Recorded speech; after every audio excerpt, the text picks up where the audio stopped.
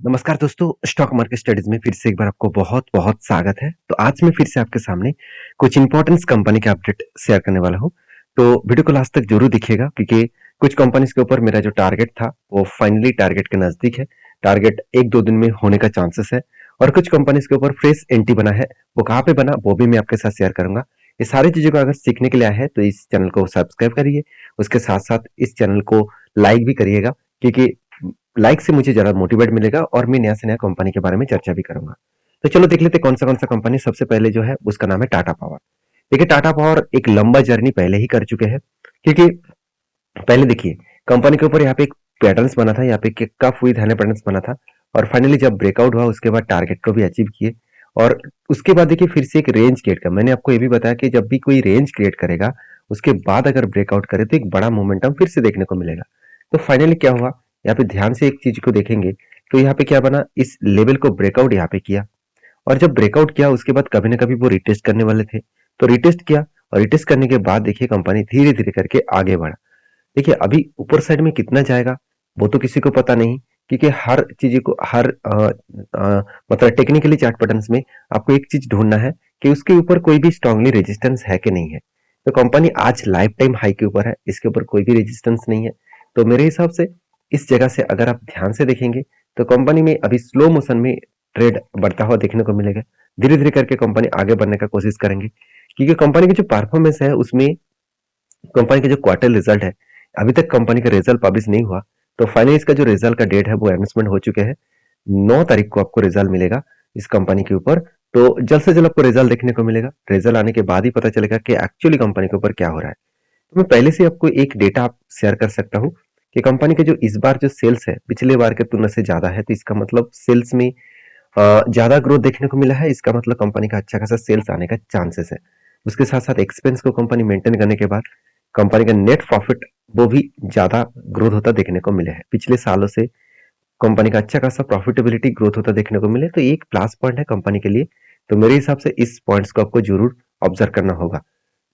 बाकी देखिए इस कंपनी के ऊपर सेल्स का ग्रोथ अच्छा खासा देखने को मिले, प्रॉफिट का ग्रोथ भी अच्छा खासा देखने को मिले और रिटर्न ऑफ इक्विटी भी एक रेंज के अंदर है और सीएजीआर का परसेंटेज भी कुछ इस तरीके से देखने को मिले। तो एक अच्छा खासा हाई लेवल का यहाँ पे परसेंटेज ऑफ ग्रोथ देखने को मिले है। बाकी इस कंपनी के ऊपर क्या आपके क्या ओपिनियन है जरूर मुझे कमेंट्स करके बताना क्योंकि कंपनी के सारे पॉइंट्स तो बेस्ट देखने को मिलेगा। उसके साथ साथ और एक पॉइंट्स मैं आपके साथ शेयर भी करूंगा।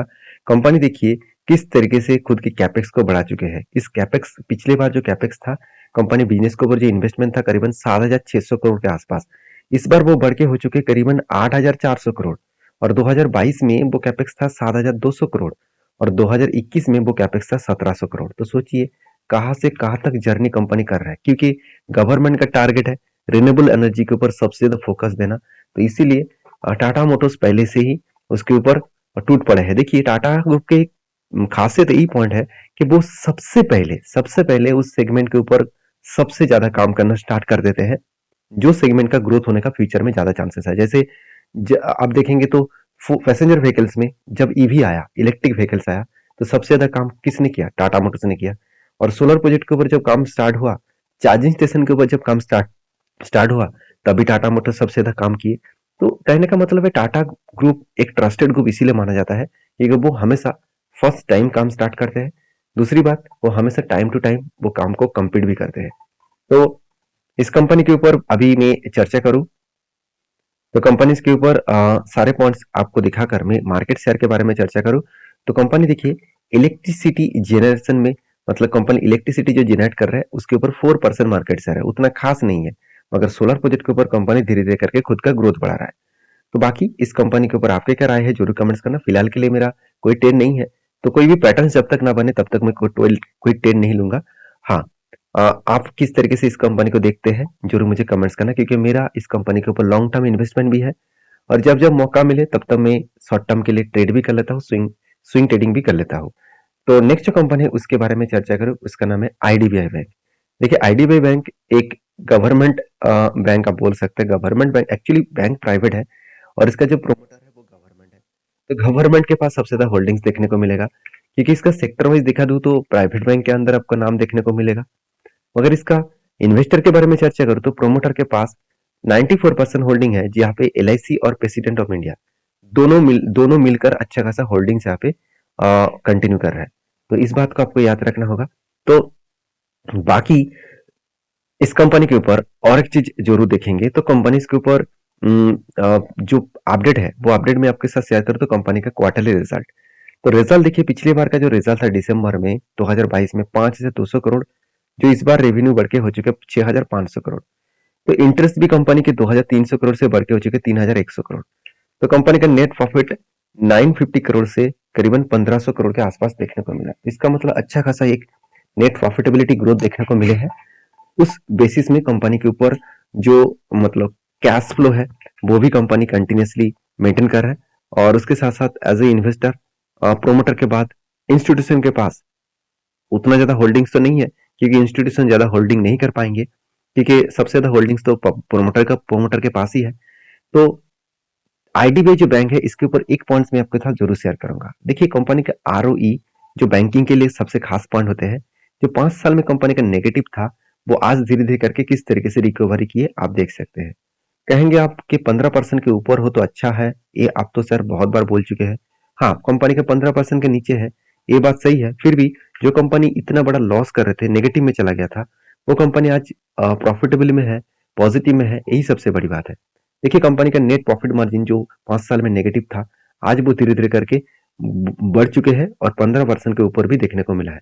तो एक पॉजिटिव साइन यहाँ पे देखने को मिलता है कंपनीज के ऊपर। बाकी इस कंपनी का मार्केट शेयर के बारे में बात करूं तो देखिए, कंपनी बैंक जो है, बैंक जो एडवांस के ऊपर है, बैंक एंड एडवांस में कंपनी का ना के बराबर मार्केट शेयर है। कंपनी के 1.11% के आसपास देखने को मिला। बैंक डिपॉजिट भी उतना खास नहीं हो रहा है, 1.29% मार्केट शेयर है। क्रेडिट कार्ड ट्रांजेक्शन के ऊपर 0.03%, मतलब ना के बराबर क्रेडिट कार्ड ट्रांजेक्शन हो रहा है, क्योंकि प्राइवेट बैंक के क्रेडिट कार्ड के ऊपर ज्यादा से ज्यादा ट्रांजेक्शन होता है। गवर्नमेंट बैंक में उतना ज्यादा ट्रांजेक्शन नहीं देखने को मिलता है। साथ ही साथ जो डेबिट कार्ड है वो 1.03% के आसपास देखने को मिला है। तो हर दिशा में देखा है तो कंपनी में जो ग्रोथेबल सिचुएशन है वो कुछ इस तरीके से देखने को मिला है। बाकी इस कंपनी के टेक्निकली चार्ट पैटर्न्स के बारे में बात करूं, देखिए बहुत दिनों से एक मैंने आपको ट्रेड मेंशन करके रखा था। यहाँ पे कब बना था, उसके बाद एक हैंडल पैटर्न क्रिएट हुआ और फाइनली यहाँ पे कप विद हैंडल पैटर्न्स को कंप्लीट भी किए। तो कंप्लीट होने के बाद एक ही रेंज के ऊपर देखिए इतने दिनों में कंपनी ट्रेड किया। तो ट्रेड करने के बाद, इतने दिनों के ट्रेड करने के बाद कंपनी देखिए धीरे धीरे करके ट्रेड करने के बाद फाइनली कंपनी यहाँ पे ब्रेकआउट का कंफर्मेशन किया था। इतने दिनों को होल्ड करने के बाद फाइनली ब्रेकआउट होने के बाद ही देखिए कंपनी जर्नी स्टार्ट कर चुके हैं। तो मैंने आपको ये बताया कि रिजल्ट आने के बाद ही इस कंपनी का धमाका देखने को मिलेगा। फाइनली 23 मतलब जो रिजल्ट आया 20 तारीख को, जनवरी के 20 तारीख को रिजल्ट आया। रिजल्ट आने के बाद ही कंपनी धड़ाका मतलब धमाका जैसा परफॉर्मेंस किया और मेरे हिसाब से इजीली वो टारगेट पे अचीव करेगा। वो टारगेट जो है 100 रुपीज के आसपास है और एंट्री लेवल से मैं टारगेट तक देखूं तो ऑलमोस्ट 54% के आसपास टारगेट मिलने का चांसेस है। 54% मतलब सोचिए कंपनी के ऊपर एक अच्छा खासा हाई ग्रोथेबल प्रॉफिट होने का चांसेस है।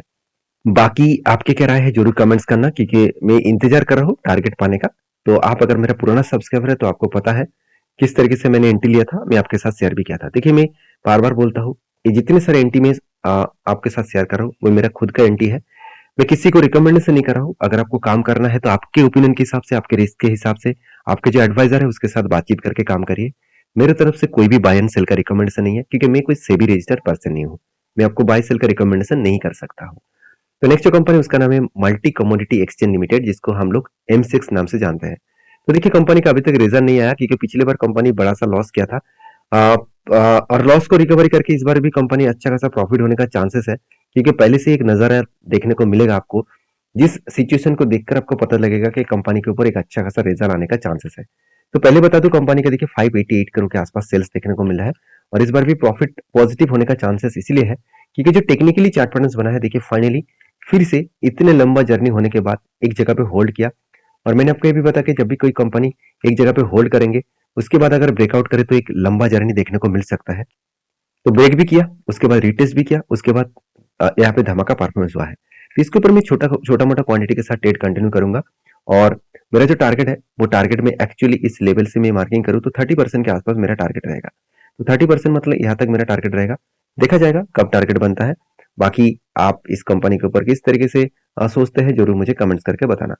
तो आई M6 के ऊपर हमेशा आपको एक चीज़ों का ध्यान रखना होगा, कंपनीज़ के ऊपर जो बिज़नेस है वो अलग लेवल का बिज़नेस है और इस कंपनी के जो मार्केट शेयर है उसमें आप देखेंगे तो कमोडिटी सेगमेंट में जैसे एग्री के कमोडिटीज़ के ऊपर 2.45% और आप देख सकते हैं बेस मेटल ट्रेडिंग जिसके ऊपर कंपनी का एक मोनोपोली बिज़नेस है जो 99% के आसपास, ऑलमोस्ट 100% के आसपास बोल सकते हैं। करेंसी डेरिवेटिव के ऊपर कंपनी 100% और एनर्जी ट्रेडिंग के ऊपर 99%। तो सोचिए कंपनी का मोनोपोली कुछ बिज़नेस है जिस बिज़नेस के कारण कंपनी फ्यूचर में एक अच्छा खासा हाई ग्रोथेबल सिचुएशन को जरूर दिखा पाएंगे। तो बाकी आप इस कंपनी के ऊपर किस तरीके से सोचते हैं जरूर मुझे कमेंट्स करके बताना। नेक्स्ट जो कंपनी उसका नाम है जिलेट इंडिया लिमिटेड जो एक बड़ा सा एक मतलब मिड कैप टाइप कंपनी है और इस कंपनी के ऊपर अपडेट के बारे में बात करें तो कंपनी के डिविडेंड 45 रुपीज के आसपास देखने को मिला और वो भी 8 तारीख को आपको डिविडेंड मिलने वाला है और उसके साथ साथ एक स्पेशल डिविडेंड भी कंपनी आपको देने वाला है वो है 40 रुपीज का। मतलब कंपनी टोटल 40 प्लस 45 कुल मिलाकर 95, सॉरी माफी चाहता हूँ मेरा मैथ थोड़ा सा गलत हो गया यहाँ पे 85% मतलब 85 रुपीज के आसपास आपको डिविडेंड देने वाला है। समझ आता हूँ। तो वीडियो में कुछ जानकारी अच्छा मिले तो प्लीज लाइक करना और वीडियो में जानकारी कंटिन्यू पाना चाहते हैं तो चैनल को सब्सक्राइब करना और टेलीग्राम को भी ज्वाइन कर सकते हैं क्योंकि लर्निंग पर्पज में सारे अपडेट्स वहां पे मैं आपको साथ शेयर करता रहता हूँ। तो मिलते हैं नेक्स्ट वीडियो में, तब तक के लिए धन्यवाद।